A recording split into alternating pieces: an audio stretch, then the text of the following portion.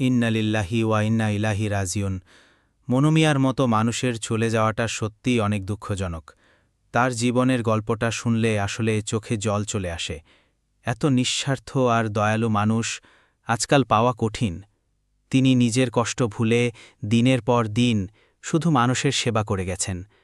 আর তার প্রিয় ঘোড়াটার এমন মৃত্যুর কথা শুনে খুব খারাপ লাগছে।